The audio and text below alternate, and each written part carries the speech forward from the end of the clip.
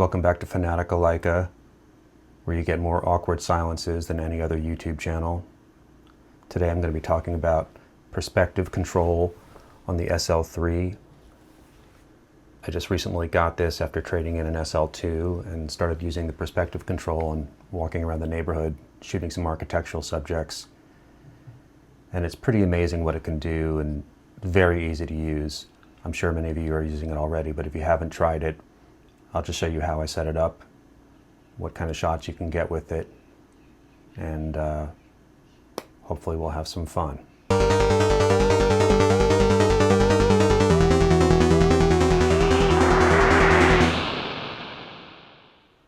So really quickly, here's a simple setup I did just at home because it's too rainy to go outside, but I'm framing my window on the camera, which is angled up, so you can see that the vertical blinds are sort of converging upwards, like if you were shooting at a building from the ground level looking up. Now I have perspective control mapped to the front button on the SL3.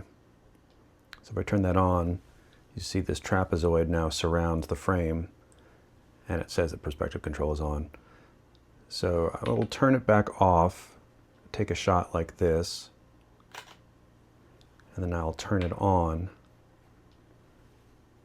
and take another shot, and we can quickly compare the two.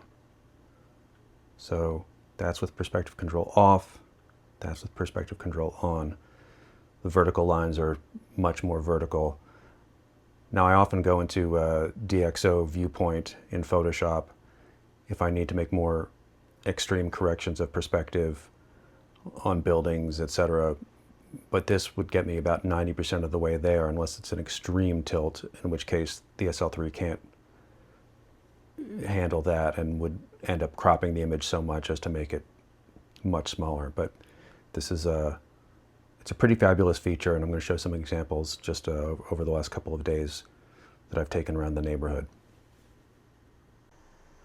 So this was taken in my neighborhood in Highland Park, and I was standing on the opposite corner from this theater, shooting up at about a 30-degree angle. I unfortunately don't have images both with and without perspective control, but typically this would have your buildings falling backwards sort of look to it, with all the verticals converging towards the center at the top of the frame, and this rectifies that quite nicely without any visible artifacts and not too much cropping. I didn't feel like I was losing a lot of the frame. Similar situation here. I had the camera tilted up about 30 degrees to get rid of a lot of the road in the foreground, which was fairly uninteresting, and to include more of the sky and the house, but that led to the vertical pillars and such on the house converging quite dramatically and sort of spoils the lines of the house. So the perspective control really fixed that and made the house look nice and square where it's supposed to be, and preserved the angles just the way that I was seeing them at the moment. Here's an image that I think would have been really spoiled without perspective control, because it really relies on rectangular shapes and them being more or less rectangular, and I would have spent a bunch of time in either Lightroom or Photoshop fixing how the buildings looked and the storefronts without perspective control, and I had no trouble getting this image to just look more or less how I wanted it straight out of camera. Just for fun, I wanted to show you a center crop from that image, just to show you the resolution power of the SL3.